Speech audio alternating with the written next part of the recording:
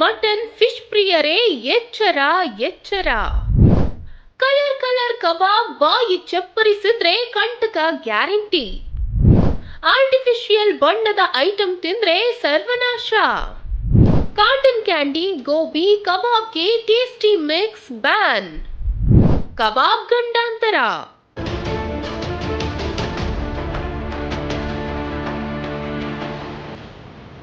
Chilli chicken, ಗರಿ mutton. Non veg ಪ್ರಿಯರು ಈ ಹೆಸರನ್ನ ಕೇಳಿದ್ರೆ ಸಾಕು ಬಾಯಿ ಚಪ್ಪರಿಸ್ತಾರೆ. ವಾಹ್, ಊಟಕ್ಕೆ ಬಾಡಿದ್ರೆ ಗಡದ್ದಾಗಿ ತಿಂದು ರೆಸ್ಟ್ ಮಾಡೋಣ ಕಣಪ್ಪ ಅನ್ನೋರೇ ಜಾಸ್ತಿ. ಸಖತ್ ಟೇಸ್ಟಿ ಫುಡ್ ತಿನ್ನೋ ಮುಂಚೆ ಜೋಕೆ. ನೀವು ತಿನ್ನೋ ಆಹಾರದಲ್ಲಿ ಕೃತಕ ಬಣ್ಣ ಬಳಸಲಾಗುತ್ತಿದೆ ಎಂಬ ಆತಂಕಕಾರಿ ವರದಿ ಬಂದ ಬೆನ್ನಲ್ಲೇ ಇದೀಗ ಸರ್ಕಾರ ದಿಟ್ಟ ಕ್ರಮ ಕೈಗೊಂಡಿದೆ. ಕಾಟನ್ ಕ್ಯಾಂಡಿ ಹಾಗೂ ಗೋಬಿ ಮಂಚೂರಿಗೆ ಕೃತಕ ಬಣ್ಣ ಬಳಕೆಯನ್ನು ರಾಜ್ಯ ಸರ್ಕಾರ ಬ್ಯಾನ್ ಮಾಡಿತ್ತು. ಇದೀಗ ಕಬಾಬ್ಗೂ ಕೃತಕ ಬಣ್ಣ ಬಳಕೆಯನ್ನು ನಿಷೇಧಿಸಿದೆ.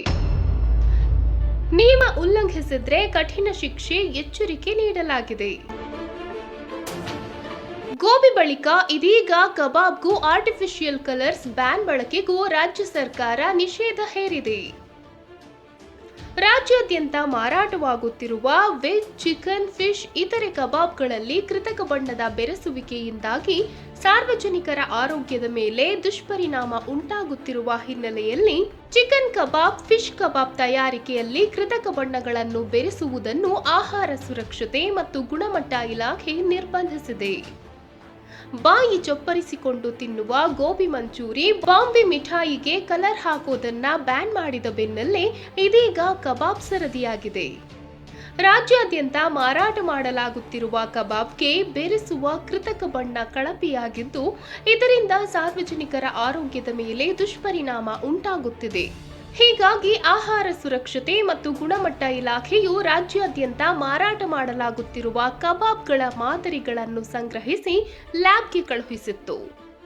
ರಾಜ್ಯಾದ್ಯಂತ 39 ಕಬಾಬ್ಗಳ ಮಾದರಿಗಳನ್ನು ಸಂಗ್ರಹಿಸಿ ಲ್ಯಾಬ್ಗೆ ಕಳಿಸಿದಾಗ ಅದರಲ್ಲಿ 8 ಕಬಾಬ್ನ ಮಾದರಿಗಳು ಸನ್ಸೆಟ್ ಯೆಲ್ಲೋ, 7 ಮಾದರಿಗಳು ಹಾಗೂ ಸನ್ಸೆಟ್ ಯೆಲ್ಲೋ ಮತ್ತು ಕಾರ್ಮೋಸಿನ್ ಹೊಂದಿರುವ ಮಾದರಿಗಳು ಕಂಡುಬಂದಿದೆ.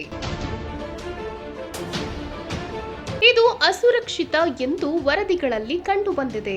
ಹೀಗಾಗಿ ಯಾವುದೇ ಕೃತಕ ಬಣ್ಣಗಳನ್ನು ಉಪಯೋಗಿಸುವಂತಿರುವುದಿಲ್ಲ ಎಂದು ಸೂಚಿಸಿದೆ.